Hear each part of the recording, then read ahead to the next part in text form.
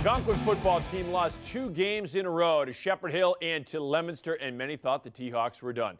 But Algonquin got off the deck, and they had impressive victories 2 weeks ago over Shrewsbury and last Sunday over #1 ranked Wachusett. Tomorrow night, Algonquin hosting St. John's, and they say all their success starts in practice, but with such a short work week, they've eased up a bit this week in practice.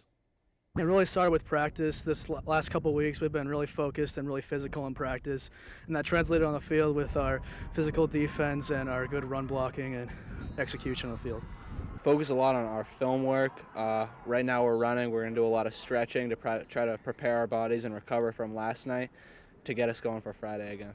But a lot of it is spending the time to really focus and study what our opponents do, what we do typically. And I think we have a great system in place that we've had over the last few weeks to kind of get into this position, and we'll kind of try to mirror that as we go forward. The shorter week, obviously, we want to tone down some, team live contact time, but a lot of teaching time, a lot of formation teaching time, a lot of responsibilities teaching time, which has boded well for us in the past.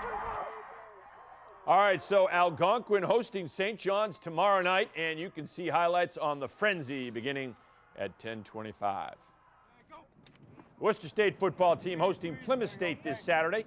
The Lancers looking to send their seniors out with a win in their final home game and are preparing for a physical contest. We just got to play 4, physical quarters of football. They really turned their program around the past couple of years. They're a smash mouth team. They want to run the ball, and we just have to, to get the W, we have to out-physical them up front. We can play with any of the 3 teams we're playing left, so. Plymouth has done a great job this year. They really turned it around, so it's going to be a real big challenge for us because they're a big physical team.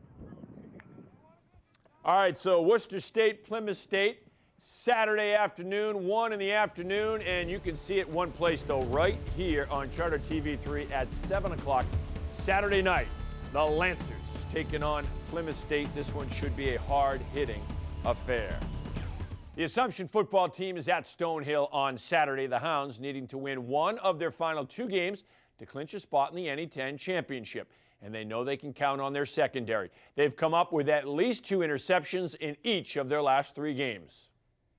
The secondary certainly is beginning to, kind of prove itself. I think early we dropped a couple interceptions here and there. We had opportunities and just didn't make the most of them. I think now that ball goes up in the air. I think as coaches we're a little bit excited when the ball goes up in the air, where before you'd sort of hold your breath a little bit. And I think, Bakari Blunt, Charles Reed, Andrew Benson, those guys are doing a great job. Kyle Contreras, Nolan Seward comes in, and Jared Casey. Those guys are all just very, very good right now in the secondary. Their ability to understand the routes and understand how it fits in our coverage is probably really the biggest deal. And then we play quite a bit of man coverage out there, or man-free coverage, so they know where their help is, and they do their part to make sure that this quarterback's got to throw into really tight windows.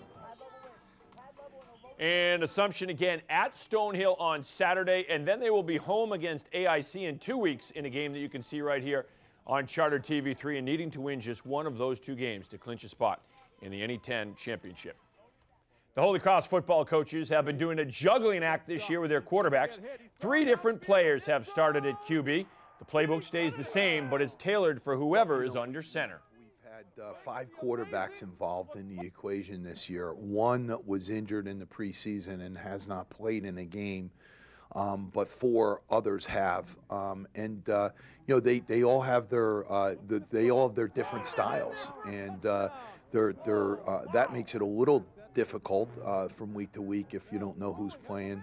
In that they're certainly you have to adapt or adjust the game plan to fit their style a little bit more. So it's a little bit more challenging, but we've been around these guys. We know what they're capable of doing, so we do try to adjust the game plan to accommodate their styles and take advantage of what they can do best.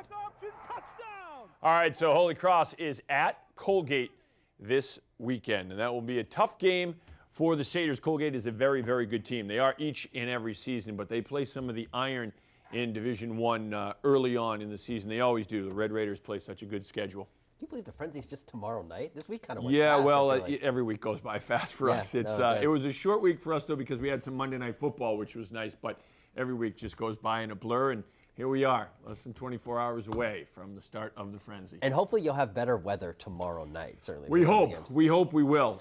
It's raining out there now. It'll rain. So, I mean, the grass fields may be a little bit wet. The turf fields will be fine. So it's, you know, it's football in late October. It'll be cold.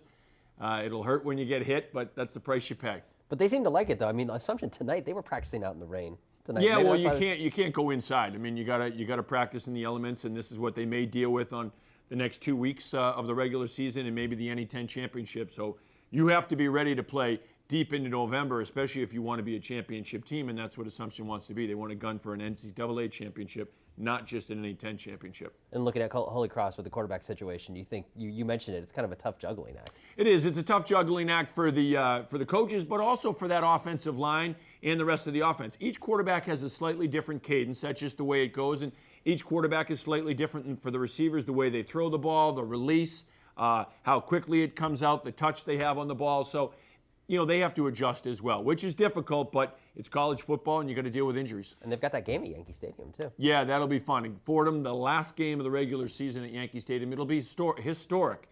Hopefully it'll be a big game for the league as well. All right, Kevin Shea, thanks a lot. Okay. That'll do it for us tonight. For Worcester News Tonight, for Kevin Shea, all of us here, thank you for tuning in tonight. We'll hope you're tuning in again tomorrow at 6.